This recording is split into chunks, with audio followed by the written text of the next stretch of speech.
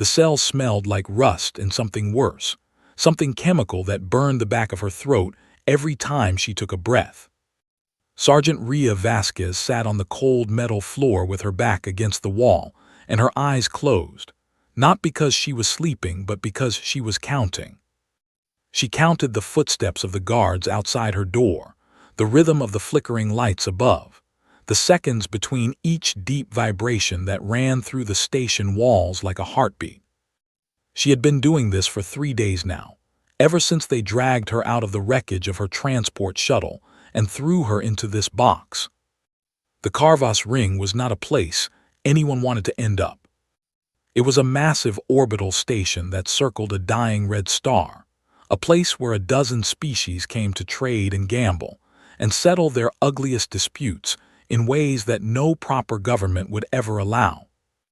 The arena sat at the heart of it all, a pit of sand and stone and dried blood where creatures fought and crowds screamed and fortunes changed hands in seconds.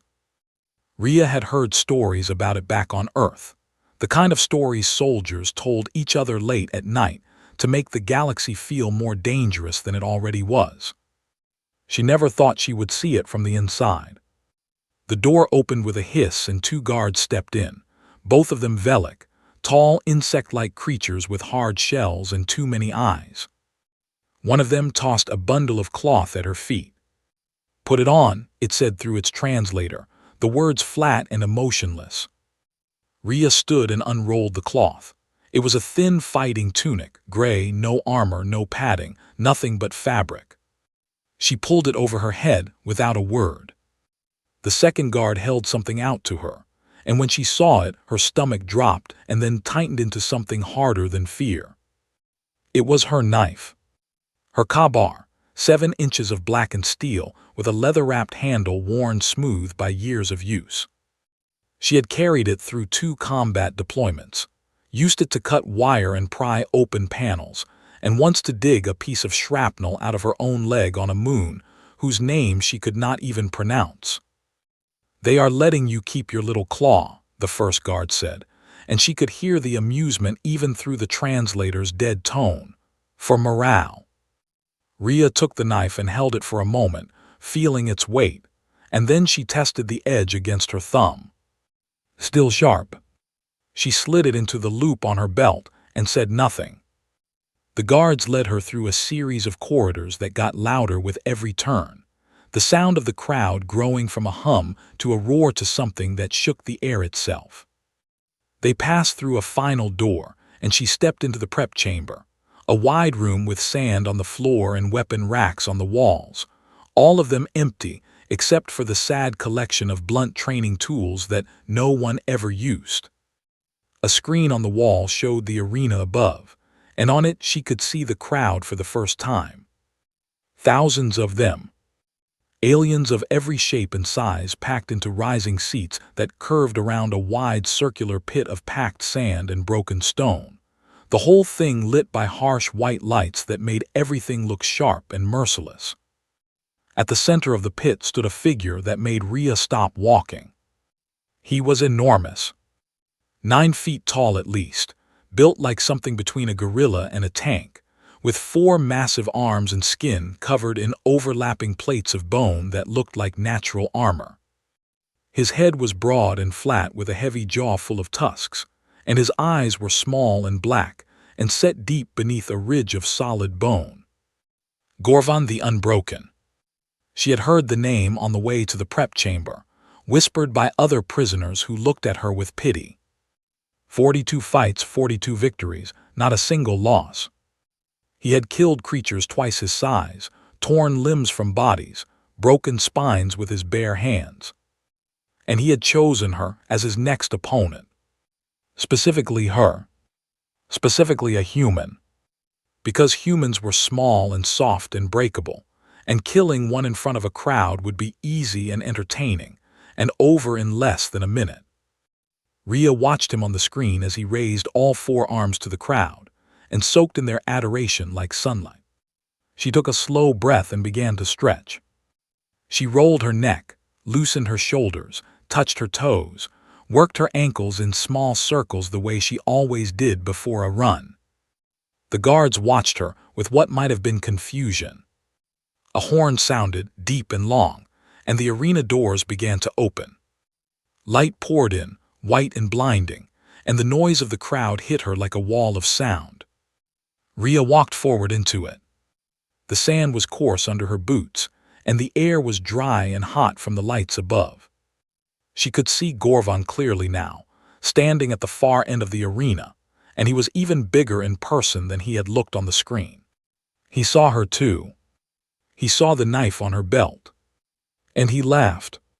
It was a deep booming sound that rolled across the arena like thunder, genuine and full of real amusement. Not cruel exactly, but so far beyond taking her seriously that cruelty would have almost been more respectful. He pointed at her blade and turned to the crowd, and said something in his own language that the arena speakers translated a moment later. "I have eaten meals that fought harder than this." The crowd roared with laughter, and Rhea felt every eye in the station land on her like a physical weight. She did not react. She pulled the knife from her belt and flipped it into a reverse grip, the blade running along the back of her forearm, and she planted her feet in the sand. But her eyes were not on Gorvan. They were moving, scanning, reading the arena the way she read a construction site, the way she read any environment she was about to take apart and rebuild. She saw the stone pillars spaced unevenly across the pit, the suspended platforms hanging from chains above, the flickering energy barriers that hummed on and off at regular intervals along the edges. She saw the gaps between the pillars, the shadows beneath the platforms, the timing of the barriers. She saw geometry. She saw angles and distances, and choke points and timing windows. She saw a weapon system that no one else in the arena even recognized as one. The bell rang, sharp and final, and Gorvan charged. The ground shook under his weight, all four arms spread wide, his mouth open in a battle roar that rattled her ribs. Rhea did not run toward him. She turned and ran sideways, fast and low, straight toward the obstacle course. The crowd booed, a wall of angry sound that said coward and prey and dead already.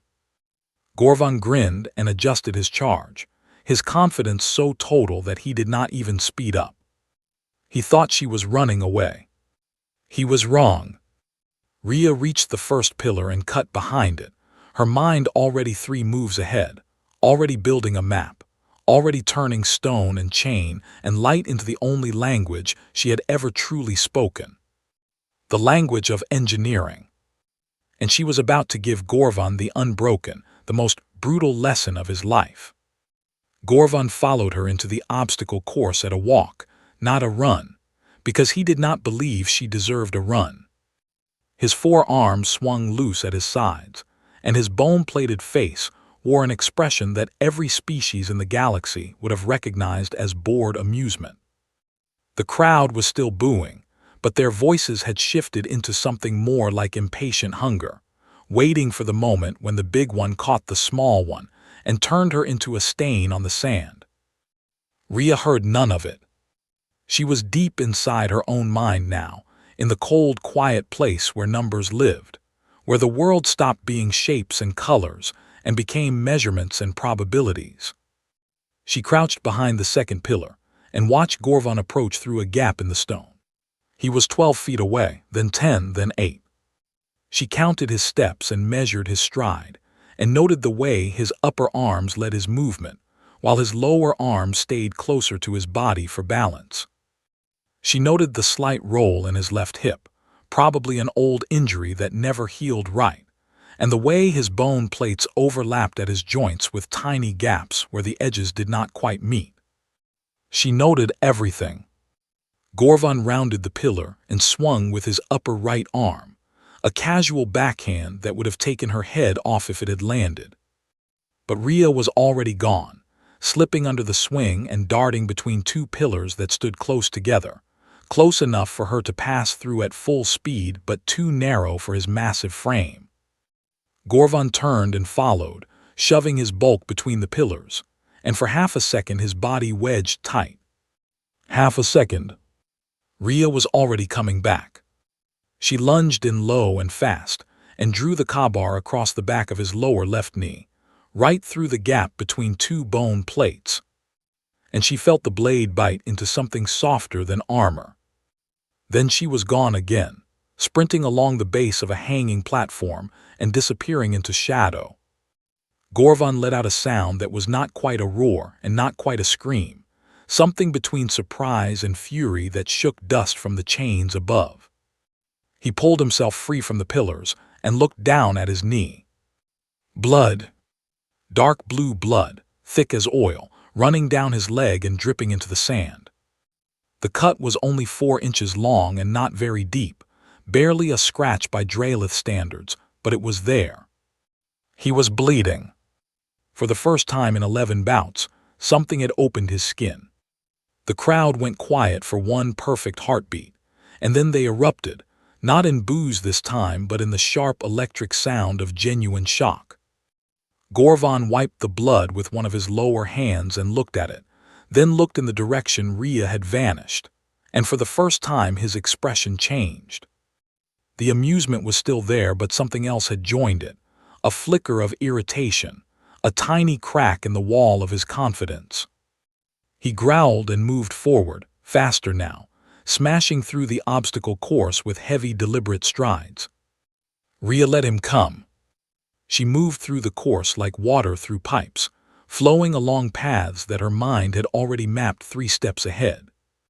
She used the flickering energy barriers like doors, timing her movements to slip through gaps that existed for only a second before the barrier hummed back to life. Gorvan could not follow through them. He was too big, too slow, and every time he tried to circle around she was already somewhere else. 30 seconds after the first cut she came in again, dropping from a platform above, and opened a gash across the back of his upper right hand before rolling away under a chain. 40 seconds later she darted out from behind a broken pillar and slashed the soft membrane under his left armpit, where no bone plate covered the skin. 20 seconds after that she came from below, sliding on the sand, and drove the blade into the flesh between 2 plates on his lower right thigh. Every strike was fast and precise and shallow, and in a different place. She never hit the same area twice. She never stayed in range for more than a second. She never gave him a target. Gorvan was furious now, truly furious, and his attacks had become wilder, his swings wider, his roars louder. He was tearing the course apart trying to reach her, ripping chains from their anchors and hurling chunks of stone that shattered against the walls.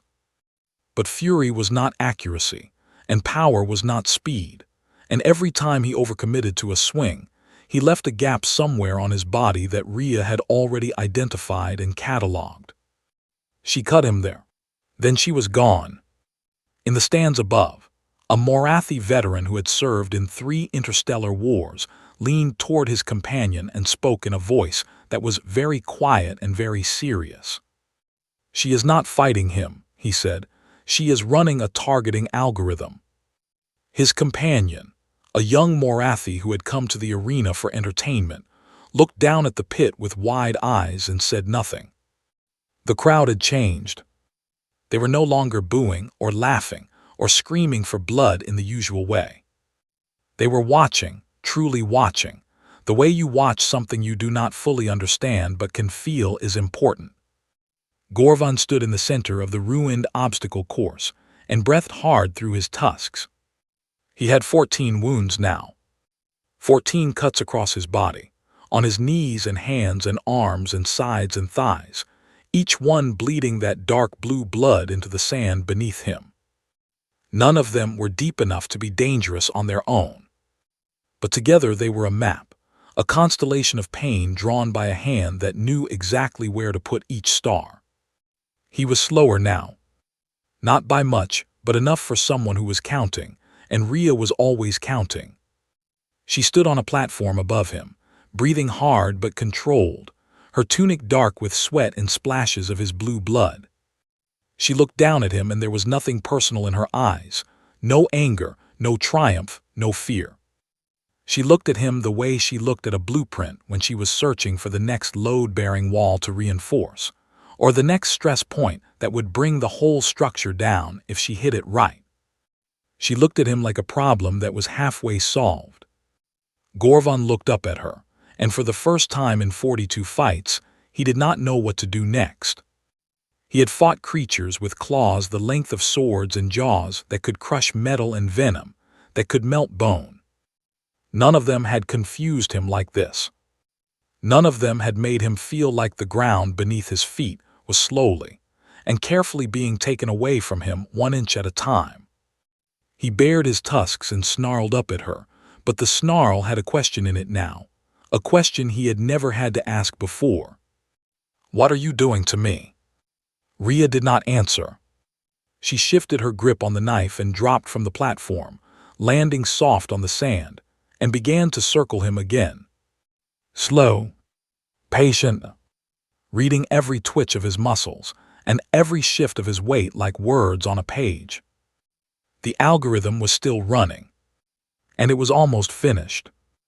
Gorvan was a champion for a reason. He had not won 42 fights by being stupid, and he had not survived this long by refusing to learn. So when Rhea landed on the sand and began to circle him again, something shifted behind those small black eyes, something cold and calculating that had nothing to do with Ray. He stopped chasing her. He turned to the nearest pillar, wrapped 2 of his massive arms around it, and ripped it out of the ground. The stone screamed as it came free, a sound like bones breaking, and Gorvan hurled the entire pillar across the arena where it shattered against the far wall in an explosion of dust and rock.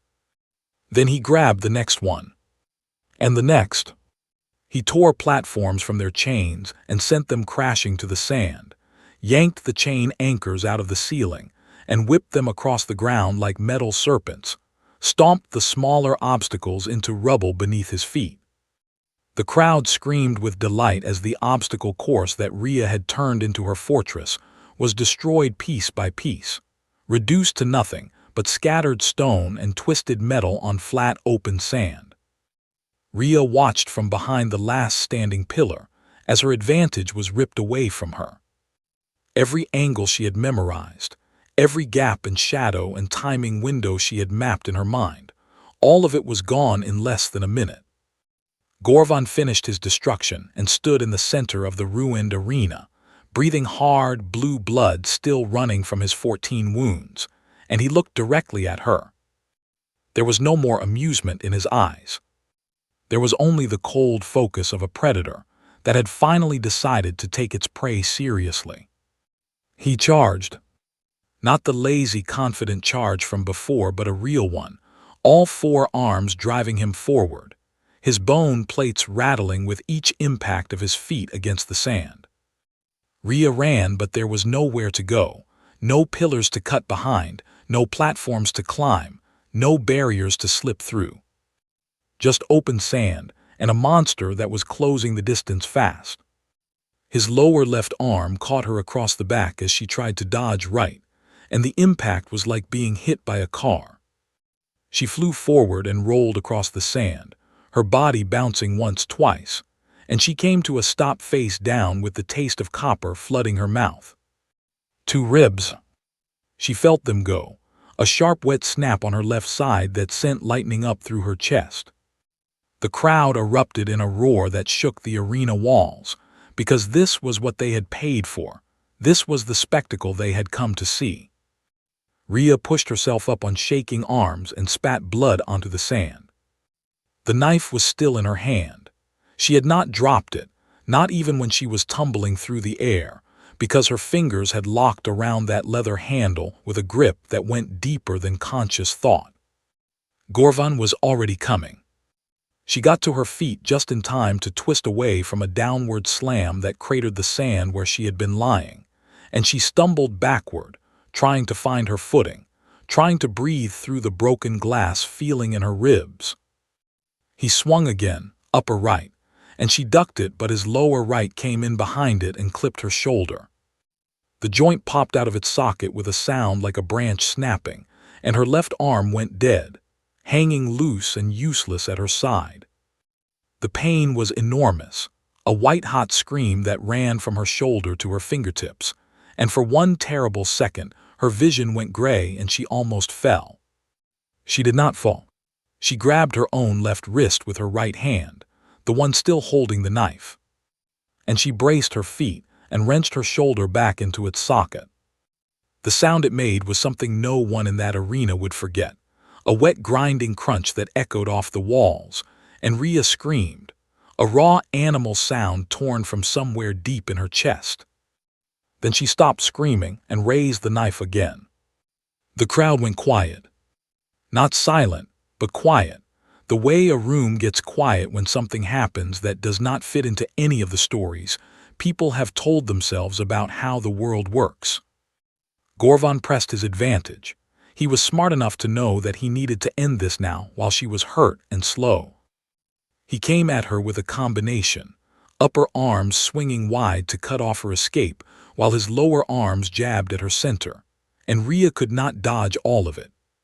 She took a hit to the hip that spun her sideways, and a glancing blow across her back that drove the air from her lungs. But she was inside his reach now, close to his body where his long arms had less power, and even broken and bleeding, she was still faster than him at this reign. She drove the kabar into the gap between the plates on his lower right forearm and twisted, and Gorvan bellowed and pulled back, and when he did, the blade opened a 6-inch wound that ran along the inside of his arm like a zipper. He kicked her, a straight thrust with his massive leg, and it caught her in the stomach and sent her flying backward into what was left of a stone wall. She hit it hard enough to crack the stone and slid down to the sand, gasping, her vision swimming. Blood ran from a gash on her forehead where her head had struck the wall, a red curtain that she had to keep blinking out of her right eye. In his viewing box above the arena, the broker shifted in his seat. His long insectoid fingers tapped against the arm of his chair, in a pattern that his assistants recognized as anxiety. This was supposed to be an execution, a quick and profitable show that would last 2 minutes at most. It had been 9 minutes, and the human was still alive. His odds makers were screaming into their communicators, trying to adjust the betting lines that were swinging wildly as money poured in from species that had never bet on a human before. Gorvan crossed the arena toward her in 4 massive strides and reached down with his upper right arm and closed his hand around her throat. He lifted her off the ground like she weighed nothing, and she probably did to him, and he squeezed. Rhea choked, her feet kicking in the air, her right hand still gripping the knife but pinned against her own chest by the angle of his arm.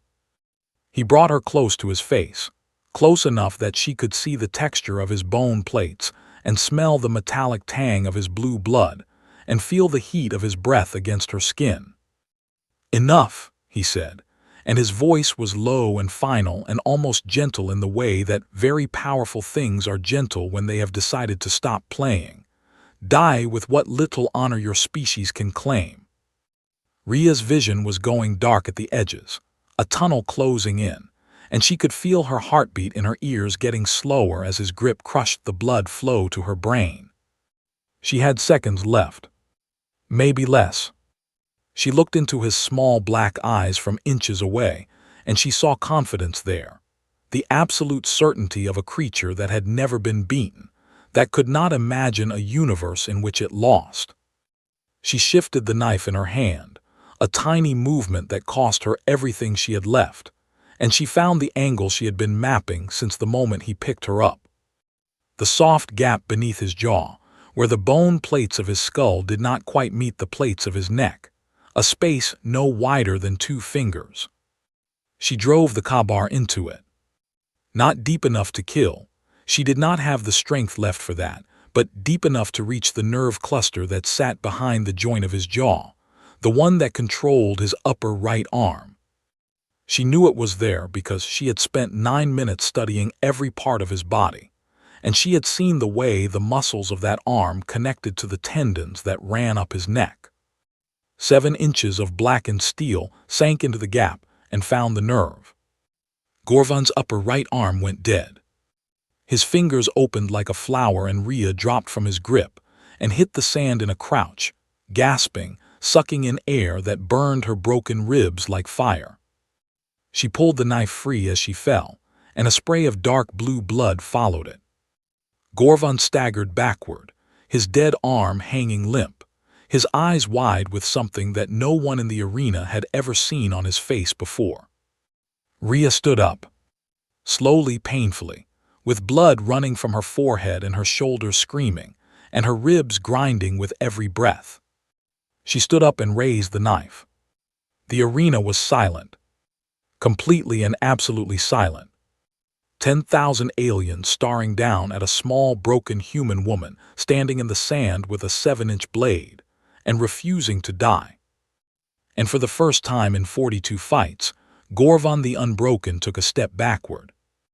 Gorvan looked at his dead arm the way a man might look at the sun going out, with a confusion so deep it bordered on disbelief.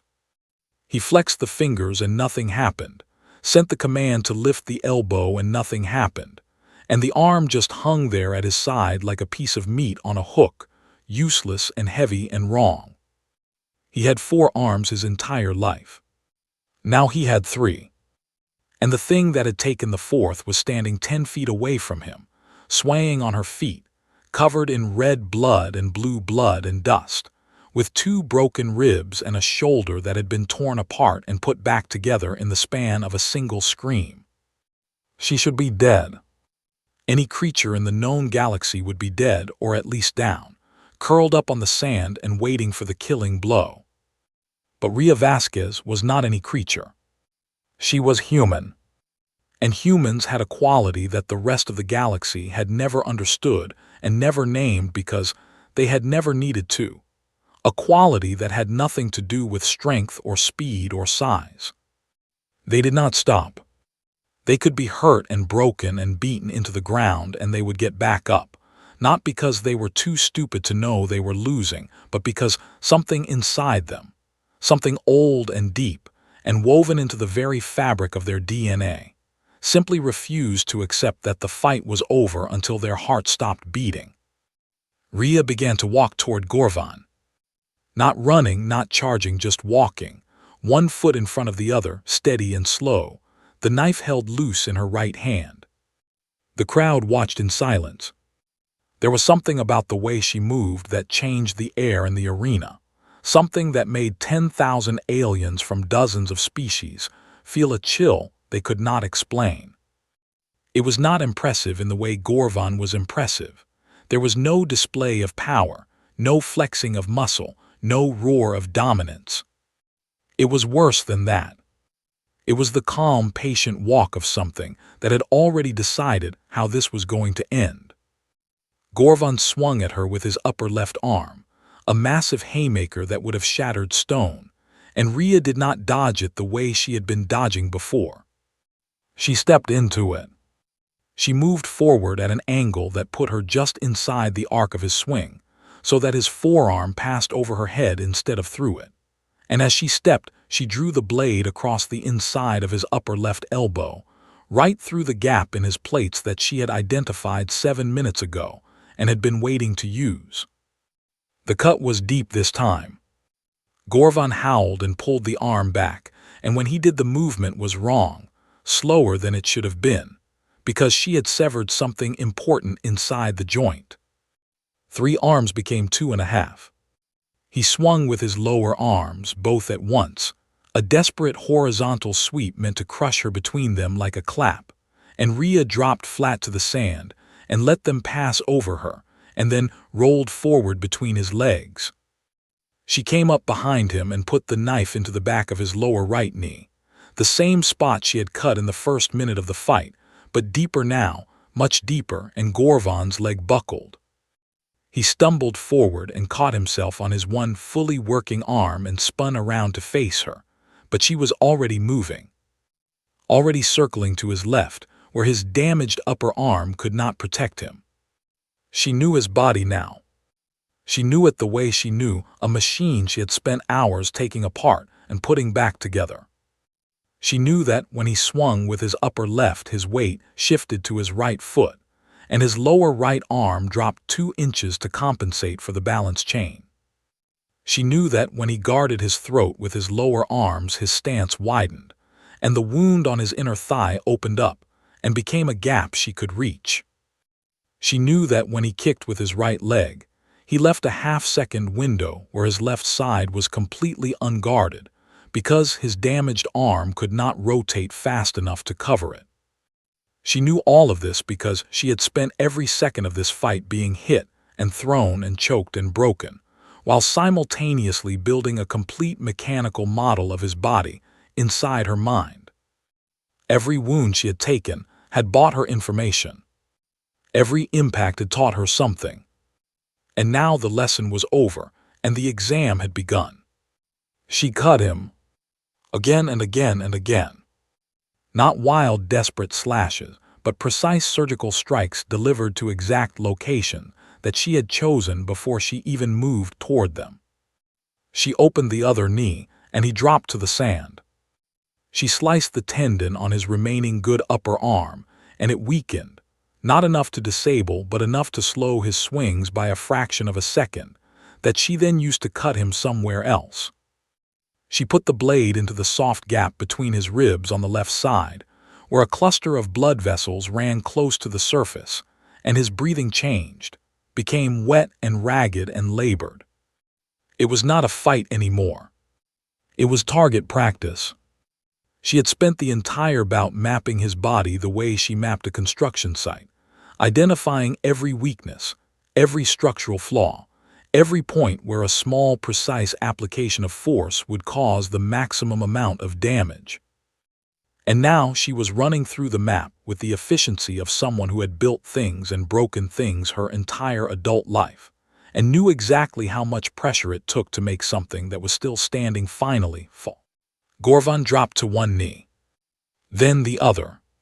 He was on his knees in the sand, all 4 arms hanging at various degrees of useless, his bone plates dark with his own blood, his breathing a wet rattle that sprayed blue mist with every exhale. He had lost too much blood, not from any single wound, but from the accumulated total of more than 20 cuts that had been placed with an understanding of his circulatory system that no enemy had ever taken the time to develop. He looked up at Rhea. She stood before him, swaying slightly, her face a mask of blood and bruises, her left arm pressed against her broken ribs, the kabar in her right hand so soaked in blue blood that the blackened steel looked like it had been dipped in ink. She was in terrible shape. Any doctor in the galaxy would have put her in critical care, would have listed the broken ribs and the damaged shoulder and the concussion and the internal bruising and the blood loss and shaken their head and said it was a miracle she was still conscious. But she was not just conscious. She was standing. And he was not. Gorvan looked up into her eyes, and he saw something there that he had never seen in 42 fights. Not in the eyes of warriors twice his size or beasts with claws like swords or venomous killers, bred for nothing but murder. He saw patience. Not the patience of someone waiting for an opportunity, but the patience of something ancient and fundamental. The patience of a species that had evolved on a planet where the way you killed something bigger than you was not by being stronger or faster, but by following it and bleeding it and wearing it down step by step over hours and days until it could not run anymore. He saw the persistence predator. And for the first time in his life, he was afraid. A whisper rippled through the crowd, starting in the lower seats and rising up through the tiers like wind through grass. It was not cheering. It was not booing.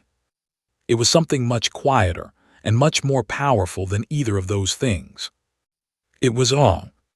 In his viewing box, the broker leaned forward, and his insectoid hands were shaking as he activated the arena microphone.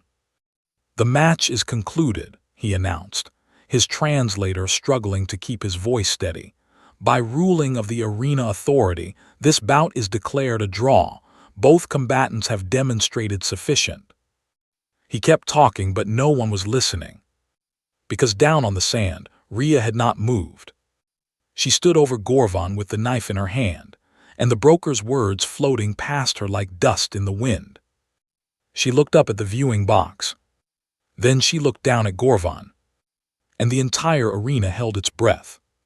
The broker's voice echoed through the arena speakers, declaring the draw over and over as if repetition could make it true. But Rhea stood perfectly still with the knife in her hand and looked down at the creature kneeling in front of her. Gorvan's blood was pooling around his knees, soaking into the sand in a dark blue stain that kept spreading, and his breathing came in short, wet bursts that shook his entire body. His eyes were still open, still aware, and they were locked on the woman who had taken him apart piece by piece with 7 inches of steel. The arena was so quiet that Rhea could hear the hum of the energy barriers at the edges of the pit, still flickering on and off like they did not know the fight was over. She looked at the knife in her hand. It was completely blue now, every inch of the blade coated in Dralith blood, and the leather handle was slick with a mix of his blood and hers. She could finish it. One thrust into the gap beneath his jaw, deeper this time, all the way through the nerve cluster and into the brain stem, and Gorvan the Unbroken would become Gorvan the Dead. It would take less than a second. She had earned it. Every broken rib, every dislocated shoulder, every moment of choking in his grip with her vision going dark, all of it pointed toward this one clean ending. She did not do it. She slid the knife back into the loop on her belt and took a step backward. A sound went through the crowd, not a gasp exactly, but something like the sound 1,000 beings make when they all exhale at the same time. Gorvan stared at her, and his expression was something that translators could not process and words could not hold, a mixture of confusion and relief, and something that might have been the beginning of respect. "Why?" he said, and his voice was a broken rasp that barely carried past his own teeth. Rhea looked at him for a long moment, and when she spoke her voice was calm and quiet, and carried no anger at all. "Because killing you ends the story with your death," she said. "Letting you live means you tell it." The translation systems picked up her words and broadcast them across the arena in 50 different languages simultaneously, and she watched the understanding ripple through the crowd like a wave. She had not spared him out of mercy. She had spared him out of strategy. A dead champion was a footnote, a body on the sand that would be forgotten by the next fight night. A living champion who had been broken by a human with a knife. That was a story that would travel to every station and colony and homeworld in the sector. That was a message. Gorvan understood. She could see it in his eyes, the moment the realization landed, and something in his face changed, the last remnants of pride crumbling away to reveal something raw and honest beneath. "What are you?" he asked, and it was not the angry demand he had snarled at her earlier when he had her by the throat. It was a genuine question from a being who had been shown something that did not fit into his understanding of the universe. Rhea leaned down so that her face was close to his, close enough that only he could hear her over the hum of the arena. "I am a combat engineer," she said. "I was not even infantry." She straightened up and turned her back to him and walked toward the arena gate. The translation systems had picked up those words too, every syllable, and they played across the arena in 50 languages, and the silence that followed was the loudest thing Rhea had ever heard in her life. Then the murmuring started. Thousands of voices at once, not cheering, not booing, just talking. A rising tide of urgent, frantic conversation as every being in the arena processed the same impossible thought. This was not a soldier from their warrior class. This was not a trained killer or a champion or a death specialist bred and raised for combat. This was a builder, a constructor of bridges and walls and infrastructure. Someone whose primary job was to make things rather than destroy them. And she had done this. She had walked into an arena with nothing but a 7-inch blade, and taken apart an undefeated giant like a machine with a design flaw. What then could their actual soldiers do? That question hung in the air like smoke, unspoken but felt by every species in the Karvas ring, and it changed things in ways that would take months and years to fully reveal themselves. Rhea walked through the gate and into the corridor beyond, and the doors closed behind her, and she made it exactly 14 steps before her legs gave out. She hit the floor hard and lay there on the cold metal with her cheek pressed against the grating, breathing in shallow, careful breaths that worked around the broken glass in her ribs. A medical team arrived, not for her but for Gorvan, and they ran right past her through the gate into the arena.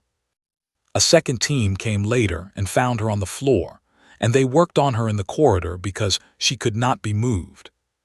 She stared at the ceiling and let them work and did not make a sound. 3 weeks later, she was ransomed back to human space as part of a prisoner exchange that went through faster than anyone expected, because the authorities on the Karvas ring suddenly seemed very motivated to return their human captives in good condition. Gorvan survived. The medical teams rebuilt what they could and patched what they could not, and he walked out of the arena medical bay on his own legs with all 4 arms mostly functional, but he never fought again. He refused every challenge, turned down every offer, ignored every insult meant to provoke him back into the pit. When other warriors asked him why, he said nothing. When diplomats and reporters and academics came to him and asked what it had been like to fight a human, he went very still and very quiet, and he said only one thing: "Do not laugh at their small blades." The fight footage was released by the broker's office 3 days after the bout, packaged as premium entertainment content with a price tag that reflected the unprecedented demand. It sold more copies in one cycle than any arena fight in the history of the Karvas ring. But it did not spread as entertainment. Military academies on 3 different homeworlds acquired copies and stripped the footage down frame by frame, analyzing every movement and every cut and every decision. The Morathi War College added it to their officer training curriculum under a new module titled Persistence Predation and Adaptive Lethality, the Human Threat Model. The Draelith High Command issued a classified advisory to their fleet commanders that was later leaked to the Galactic press and contained a single recommendation: do not engage human forces in prolonged ground operations under any circumstances. The Velic Intelligence Directorate commissioned a study on human endurance psychology that took 2 years to complete and whose final report was summarized in a single sentence: they do not stop. Human diplomatic leverage in the sector increased by 14% over the following cycle, and no official could explain exactly why, but everyone knew. Everyone had seen the footage. Everyone had watched a small woman with a tiny knife stand over a giant on his knees and choose to let him live because the story of his survival was more useful than the satisfaction of his death. That was the part that frightened them the most. Not the fighting, not the bleeding, not the impossible stubborn refusal to die. The part that frightened them was the strategy. She had been thinking that far ahead while being beaten half to death. Rhea returned to her engineering unit on the border station, where she had been assigned before her capture. Her commanding officer met her in the corridor and asked if she was all right, and she nodded and said she was fine and asked if there was anything on her workload that needed attention. He told her the bridge project on Sigma 7 was behind schedule, and she said she would take a look at it. She sat down at her workstation and pulled up the bridge schematic on her screen and began to work through the structural calculations with the same quiet focus she had carried into the arena. On her desk, next to a cold cup of coffee and a stack of engineering manuals, the Kabar sat in its sheath. Clean, oiled, 7 inches of blackened steel that had changed the way an entire sector thought about the human race. Rhea worked through her calculations and did not look at it. She did not need to. 2 galactic cycles later, a xenoanthropology textbook was published by the University of Karvas that became required reading at 17 academic institutions across the sector. The final chapter dealt with humanity, and it opened with a passage that was quoted so often it became something close to a proverb among the species of the Outer Rim. "The human species does not specialize," it read. "They build no natural weapons, grow no armor, develop no venom, achieve no great size, and yet they sit at the apex of their home planet's food chain and have done so for 100,000 years." This lack of specialization is frequently mistaken for a weakness by species that have invested their evolutionary capital into singular biological advantages. It is, in fact, the most dangerous thing about them. Because a creature that specializes can be understood, predicted, and ultimately countered. A creature that refuses to specialize, that adapts and learns and builds and bleeds and simply will not stop, cannot be countered at all. It can only be survived.